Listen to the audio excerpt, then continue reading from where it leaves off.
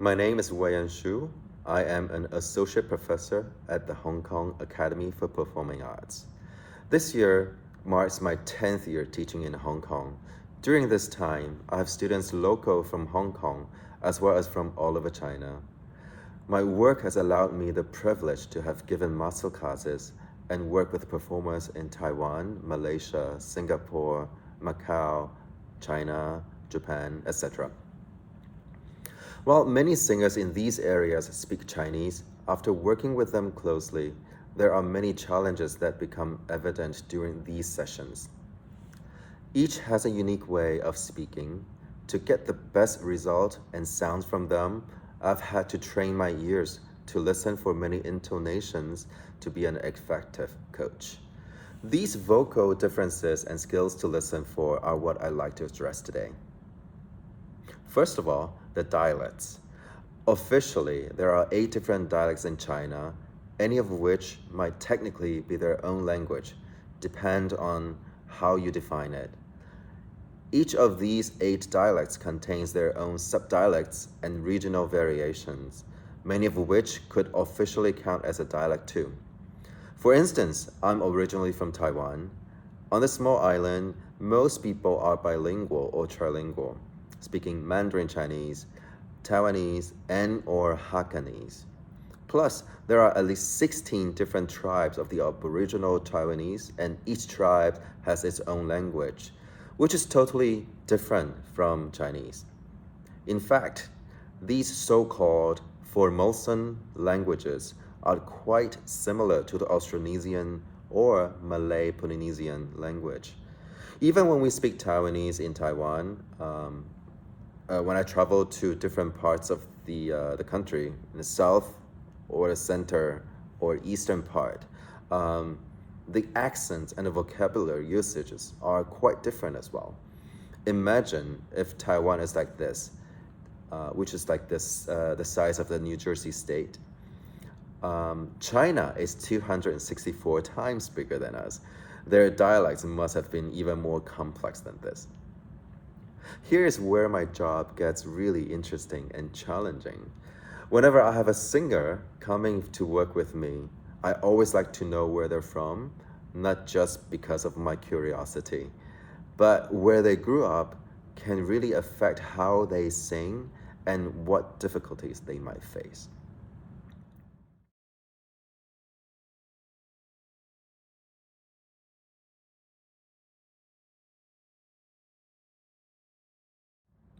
I'm going to play a few examples for you. I have asked a few friends from different parts of China to record exactly the same phrase. I don't understand what is the meaning of this as a comparison. The first one. I don't understand what the meaning of this. This example comes from northeast region of China, so-called the Manchurian. Geographically, it's close to Mongolia and Russia. Bold and straightforward are how we would describe them. Verbally, they also tend to talk quite loudly with resonance. The phonation position is also quite high up, so singers from this region tend to have really good singing voices naturally. The challenge for them is also how to control the softness and intimate interpretation in their singing. The second example. I don't understand what is the meaning of this. This example comes from the southwest region of China. This region is mainly plateau. People are very down to earth and hospitable. The sound is usually very bright. However, the N and L sound tend to get mixed up in the local dialects. So sometimes singers from this region have difficulties pronouncing these words.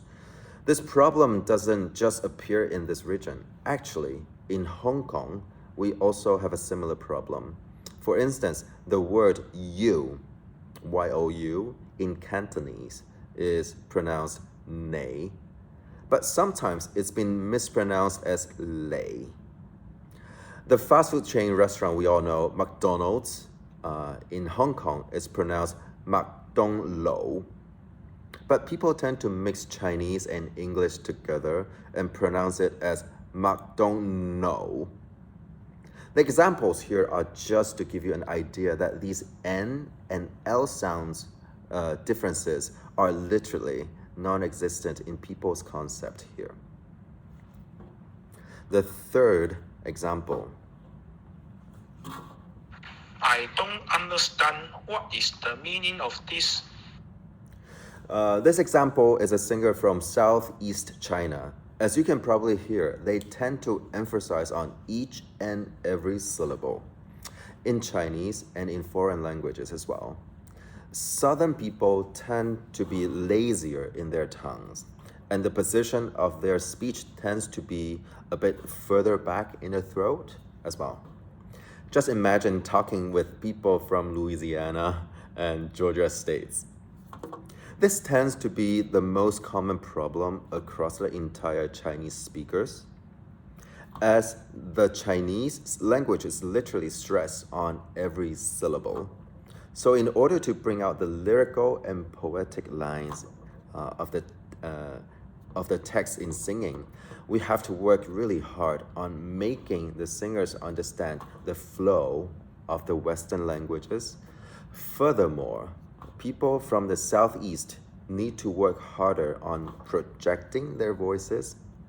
Also, their diction tends to be more sluggish and unclear, which is a huge task when working with them.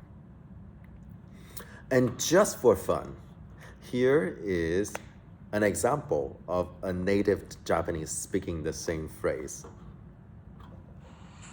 I don't understand what is the meaning of this. Yeah, and I'm sure my colleagues who will be focusing more on the Japanese side, but this is just for you, your own information. As most of us here today are performers and educators, every experience is a new opportunity to learn.